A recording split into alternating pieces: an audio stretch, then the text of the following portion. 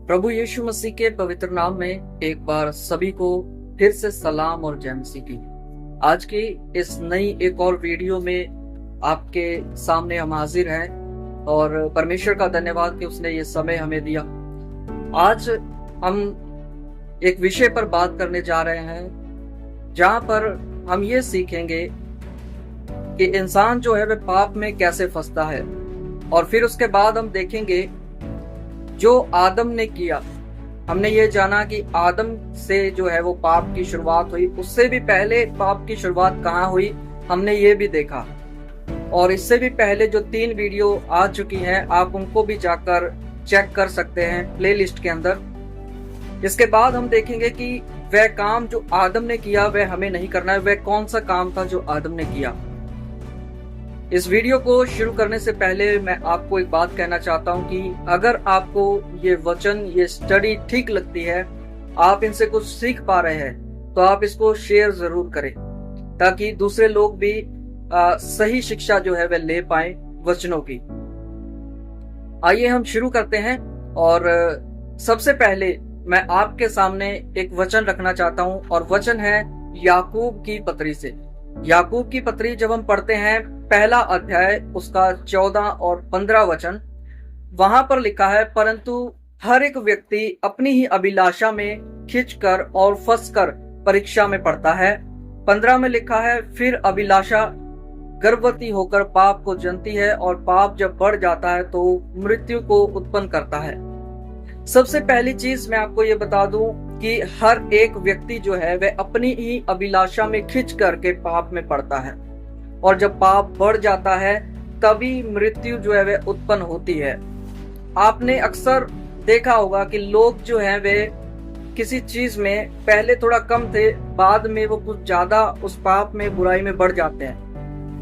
ऐसा इसलिए होता है क्योंकि वह अभिलाषा जो है उसमें वे फंस जाते हैं। अभिलाषा उनको अपनी तरफ खींचती है, वे टेम्पटेशन में फंस जाते हैं, परीक्षा में पड़ जाते हैं, और फिर वे अपने आप को रोक नहीं पाते हैं। ये वचन हमें बताता है कि मनुष्य जो है वह अपनी कामना के द्वारा फंस जाता है, अपनी ही इच्छा, अपनी ही अभिलाषा के द्वारा जो है वह फंस जाता है। वह अपने अंदर ऐसी इच्छा रखता है, इसलिए वह बार बार फंसता है, बार बार गिरता है। तो मेरे प्रियो, हमेशा ये याद रखे, याकूब की पत्री 1 अध्याय 14-15 वचन हमें ये बताता है कि जो अभिलाषा है उसी में खिंच करके एक व्यक्ति जो है वह पाप में पड़ता है। इससे पहले हमने ये जाना था पाप क्या है, पाप की शुरुआत कहां से हुई, और संसार में पाप कहां से आया। और आज हम ये देख रहे हैं कि पाप तो संसार में आ गया। पाप तो बाइबल कहती है हर एक व्यक्ति के अंदर है, जो कि खून के द्वारा है, जो कि लहू के द्वारा है। परंतु पाप में एक व्यक्ति फंस कैसे जाता है? क्योंकि उसके स्वभाव में ही अगर पाप है, उसके सामने ऐसी टेम्पटेशंस रख दी जाती हैं। मैं आपको बताना चाहता हूँ, शैतान और दुष्ट आत्माएं जो है वह हर समय काम करती रहती हैं एक व्यक्ति को किस तरीके से गिराना है, खास करके वह लोग जो प्रार्थना में बढ़ रहे हैं। मैं आपको बताना चाहता हूँ कि हमेशा इस बात को आप नोटिस कर सकते हैं। आपने सुना होगा कि कुछ लोग ऐसा बोलते हैं कि जब वे मसीह में नहीं थे तो वे कम नशा करते थे, परंतु जब से वे मसीह में आए हैं तो ज्यादा नशा करने लगे हैं। या ऐसे लोगों के बारे में सुना होगा जो बोलते हैं कि पहले जब वो मसीह में नहीं थे तो वे अपने आप पर थोड़ा बहुत कंट्रोल रख लेते थे, परंतु अब उनके ऊपर बिल्कुल भी अपना कंट्रोल नहीं है। हो सकता है वे गुस्से में ज्यादा भर जाते हैं या अपने किसी पाप में ज्यादा फंस जाते हैं। ऐसा इसीलिए होता है क्योंकि आपने जब एक वचन पढ़ा होगा तो वहां पर लिखा है, एक मसीही के अंदर से जब एक दुष्ट आत्मा निकल जाती है तो वह सुखी जगहों में जाती है, जगह को ढूंढती है। जब उसको रहने के लिए जगह नहीं मिलती है तब वह उसी स्थान पर वापस आती है और वह कहती है कि मैं उसी घर में लौट जाऊंगी। और वह दुष्ट आत्मा छिप करके एक व्यक्ति को देखती है, और जब वो उसको देखती है तो वह ये देखती है अगर उसका घर जो है झाड़ा और बुहारा है, उसके अंदर वचन नहीं है, उसका प्रेयर लाइफ नहीं है, उस व्यक्ति का उसके अंदर परमेश्वर के साथ रिलेशनशिप नहीं है, रिश्ता नहीं है, और वह चीजें जो स्वर्गीय है वैसी चीजें अगर उस व्यक्ति के अंदर नहीं है तो लिखा है कि वह दुष्ट आत्मा फिर से वापस जाती है और अपने साथ 7 और बुरी दुष्ट आत्माओं को लेकर के आती है, और उस व्यक्ति की हालत जितनी पहले बुरी होती है उससे भी डबल ट्रिपल बुरी हो जाती है, और भी ज्यादा बुरी हो जाती है। तो इसका यही कारण है। और फिर वह व्यक्ति और ज्यादा अभिलाषाओं में खिंच करके पाप में फंसता चला जाता है। इसीलिए याकूब की पत्री जो है वह हमें समझाती है, मनुष्य अपनी कामना में फंसकर, अपनी ही अभिलाषा में फंस करके पाप में गिरता है, अपनी इच्छा के द्वारा वह पाप में फंसता है। जैसे कि हम हवा को देखते हैं, हवा जो थी वो अपनी ही इच्छा के द्वारा पाप में फंसी, क्योंकि उसने, शैतान ने उसको दिखाया कि देखो ये एक ऐसा फल है जो आपको बुद्धि दे सकता है, ये खाने के योग्य है। और वहां पर हमने देखा कि हवा उसको देख रही थी, हवा ने उसकी बातों की ओर ध्यान लगाया और फिर उसने उस फल की ओर लालसा की कि हाँ ठीक है, इसको खाया जा सकता है, ये देखने में अच्छा है, बुद्धि देने लायक है। तो उस हवा ने उस फल को तोड़ा, खुद भी खाया और अपने पति को, आदम को भी खिलाया। तो उसने भी अपने अंदर एक इच्छा रखी। आज के समय में भी लोग जो है वे अपने अंदर इच्छाएं बहुत सी रखते हैं।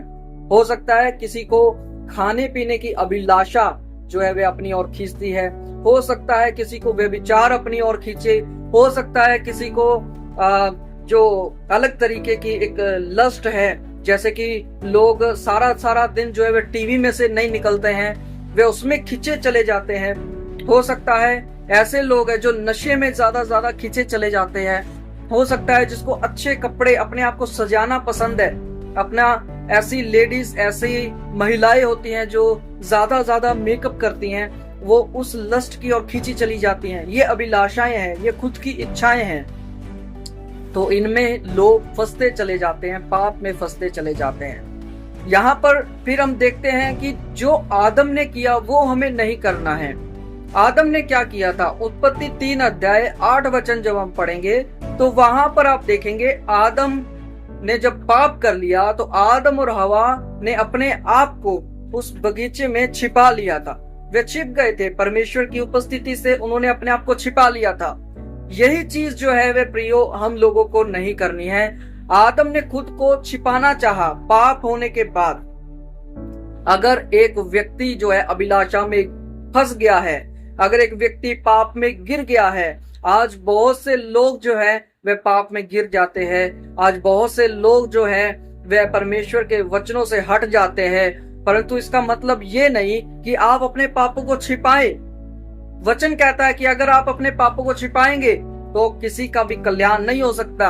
इसीलिए वचन कहता है अपने पापों को छिपाए ना, अपने आप को छिपाए ना, उनको मान लेना ही बेहतर है ताकि परमेश्वर की दया आप पर हो सके। इसीलिए वचन क्या कह रहा है? कहता है आदम ने खुद को छिपाया उस समय, हवा ने अपने आप को छिपाया उस समय। उन्होंने माना नहीं कि उनसे गलती हुआ है, उन्होंने ये नहीं माना कि हाँ प्रभु हमसे ये आज्ञा पालन हुआ नहीं, हमने आज्ञा को तोड़ दिया है। तो आज ही के समय में ऐसा भी होता है प्रियो, जिस तरीके से आदम उस समय अपने आप को छिपा रहा था, वैसे ही आज हम भी अपने आप को छिपाते हैं प्रभु से, और कभी ना कभी हम लोगों की वाहवाही बटोरने के लिए भी अपने आप को सही ठहरा देते हैं। परंतु आपको ये जानना है कि परमेश्वर के आगे हमेशा ईमानदार रहे। परमेश्वर के आगे हमेशा एक शुद्ध व्यक्ति, एक ऐसे शुद्ध चरित्र वाले, स्वभाव वाले व्यक्ति आपको बन करके रहना है, क्योंकि परमेश्वर कहता है मैं सिद्ध हूँ, तुम सिद्ध बनो। मैं जानता हूं आप अपनी ताकत से सिद्ध और पवित्र नहीं बन सकते, इसीलिए आपको सहायक पवित्र आत्मा दिया गया है।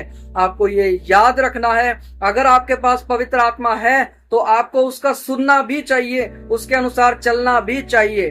शैतान बार बार दोष लगाता है एक व्यक्ति पर कि तुमसे ये पाप हुआ, तुमसे ये पाप हुआ, परंतु पवित्र आत्मा दोष नहीं लगाता। वह हमें बताता है, वह हमें परमेश्वर के चरणों में लेके जाता है कि आपसे ये गलती हुआ है, आप इसकी माफी मांग सकते हैं और आपको माफी मिल जाएगी। तो अपनी अभिलाषा में मनुष्य जो है वह खिंच करके पाप में पड़ता है, और आदम ने जैसे अपने आप को छिपाया वैसे हमें अपने आप को छिपाना नहीं है, बल्कि हमें परमेश्वर के आगे जाना है। तो मेरे प्रियो, जब आप उत्पत्ति की किताब उसका 4 अध्याय 7 और 8 वचन पढ़ेंगे जब आप इन वचनों को देखेंगे तो वहां पर आपको कैन के बारे में पता लगता है। कैन परमेश्वर से बात करने आया कि तेरा भाई हाबिल कहाँ है। तो आप देखिए, कैन ने भी कुछ नहीं बताया। कैन ने अपनी उस गलती को, अपने उस पाप को जो है वह छिपाना चाहा। यहाँ पर हम देख रहे हैं आदम और हवा ने अपने आप को छिपाना चाहा। फिर हम देख रहे हैं कैन ने भी छिपाना चाहा अपने आप को। और फिर आप प्रेरितों 5 अध्याय 1 वचन से 5 वचन जब आप पढ़ेंगे तो वहां पर आप हनन्या और सफीरा के बारे में पढ़ेंगे। हनन्या और सफीरा ने भी अपने पापों को छिपाना चाहा और आप देखेंगे वे दोनों लोग मर गए थे। पतरस वहां पर उनको कहता है, तुमने परमेश्वर से झूठ क्यों बोला? क्या तुमको लगता है कि तुम परमेश्वर से कुछ छिपा सकते हो? परमेश्वर से तुम कुछ भी झूठ बोल सकते हो? कुछ नहीं बोल सकते। हम जानते हैं, दाऊद कहता है कि मैं अगर आसमान पर चढ़ जाऊं तो तू वहां है, अगर मैं पाताल में जाऊं तो तू वहां है, अगर मैं समंदर के पार जाऊं तो तू वहां है। परमेश्वर हर जगह है, उसका आत्मा हर जगह है। हम अपने आप को छिपा नहीं सकते, ये सच्चाई है। इसलिए हमें जरूरी है कि हम ईमानदार बन जाए और ईमानदार बनकर हम परमेश्वर की दया को ले ले अपने जीवन में। एक वचन और है प्रियो, जो हमें नीति वचन 28 उसके 13 में पढ़ने के लिए मिलता है। वहां पर भी ये लिखा है कि अपने पाप को छिपाओ मत। मैं आपके लिए वो वचन पढ़ना चाहता हूँ।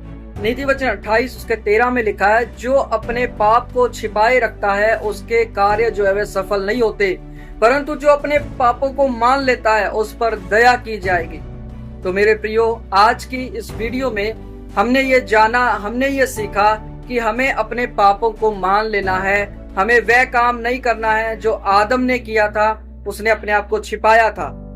हमें अपने आप को छिपाना नहीं है, हमें परमेश्वर के आगे जाना है और अपने पापों को, अपनी बुराइयों को मान लेना है। तो मनुष्य जो है वह अपनी ही अभिलाषा में खिंच करके पाप में पड़ता है।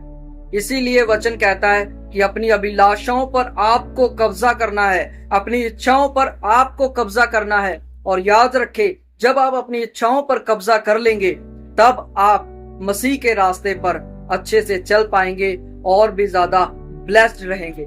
मेरी यही दुआ है कि आप सब लोग मसीह के रास्ते पर चले और अच्छे से चले, आत्मिक रीति से चले, घमंडी होकर के नहीं। जिस तरह आजकल हम बहुत चारों ओर बहुत सी चीजें देख रहे हैं, उन चीजों से हटकर अपने आप को परमेश्वर के रास्ते पर चलाएं और ईमानदारी से चलाएं। अपनी इच्छाओं पर अपने काबू रखें, अपने चरित्र पर अपना काबू रखें। प्रभु आप सभी को आशीष दे। सबको जय मसीह की, सभी को सलाम।